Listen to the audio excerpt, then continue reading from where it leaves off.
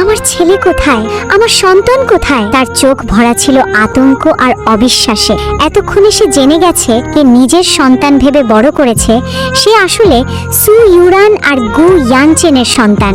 তার নিজের সন্তানকে জন্মের পরই তার কাছ থেকে কেড়ে নেওয়া হয়েছিল। গু ইয়ানচেন বিরক্ত হয়ে বলল, তোমার এত প্রশ্নের উত্তর দেওয়ার সময় নেই, তুমি এখনই এই বাড়ি থেকে বের হয়ে যাও। আমার সন্তানকে ফিরিয়ে দাও। সু ওয়ানচিং বুঝে গেল এই মানুষগুলোর কাছে তার কান্না, তার মাতৃত্ব, তার 7 বছরের ত্যাগ কোনো কিছুরই মূল্য নেই। চোখের জল মুছে সে ধীরে ধীরে উঠে দাঁড়ালো। বেরিয়ে যাওয়ার আগে গু ইয়ানচেনের দিকে তাকিয়ে বলল, আজকের দিনটা মনে রেখো, মনে রেখো কিভাবে তুমি 7 বছর ধরে তোমাকে ভালোবাসা একজন মানুষকে ধ্বংস করেছো। আজ থেকে আমি আর তোমার স্ত্রী নই, আমি তোমার শত্রু। গু ইয়ানচেন হেসে উঠল, তুমি আমার শত্রু?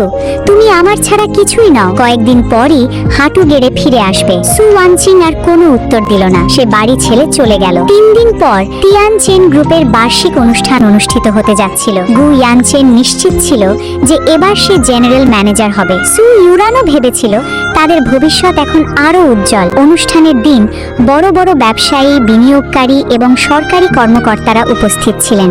সবাই অপেক্ষা করছিল তিয়ানচেন গ্রুপের রহস্যময় চেয়ারম্যানের জন্য। ঠিক তখনই হল রুমের দরজা খুলে গেল। ভিতরে প্রবেশ করলো সু ওয়ানচিং। তাকে দেখে গু ইয়ানচেনের মুখ অন্ধকার হয়ে গেল। তুমি এখানে কি করছো? আমার অনুষ্ঠান নষ্ট করতে এসেছো? সু ওয়ানচিং শান্তভাবে বলল, কে বলেছে আমি তোমার জন্য এসেছি? সু ইউরান ব্যঙ্গ করে বলল, দিদি এখনো কি ইয়ানচেনকে ভুলতে পারছো না? সু ওয়ানচিং ঠান্ডা গলায় উত্তর দিল, আবর্জনা পছন্দ করার কোনো অভ্যেস আমার নেই। গু ইয়ানচেন রেগে উঠল, তুমি সীমা ছাড়াচ্ছ। সু ওয়ানচিং আর কোনো কথা না বলে সোজা চেয়ারম্যানের আসনের দিকে হাঁটতে শুরু করলো।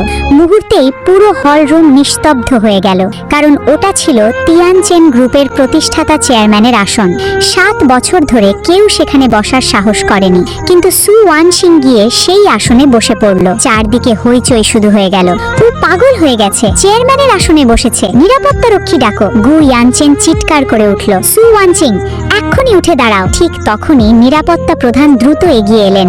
সবাই ভেবেছিল তিনি সু ওয়ানচিংকে বের করে দেবেন, কিন্তু তিনি সম্মানের সঙ্গে মাথা নত করে বললেন, স্বাগতম চেয়ারম্যান। এক মুহূর্তে পুরো হল রুমে 3 পতন নীরবতা নেমে এলো। গু ইয়ানচেন হতভম্ব হয়ে গেল, চেয়ারম্যান এটা অসম্ভব। তখন কোম্পানির পরিচালক জৌ সাহেব মঞ্চে উঠে ঘোষণা করলেন, 7 বছর আগে ব্যক্তিগত কারণে আড়ালে চলে যাওয়া তিয়ানচেন গ্রুপের প্রতিষ্ঠাতা আজ আনুষ্ঠানিকভাবে ফিরে এসেছেন।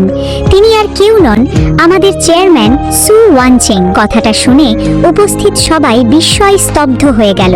গু ইয়ানচেনের শরীর কাঁপতে লাগলো।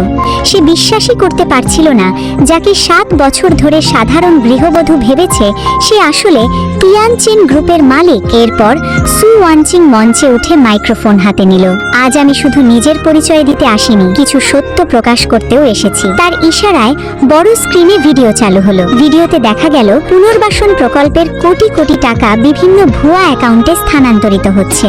এরপর ব্যাংক লেনদেনের নথি পর্দায় ভেসে উঠল। সব প্রমাণ এক ব্যক্তির দিকে ইঙ্গিত করছিল, সু ইউরান।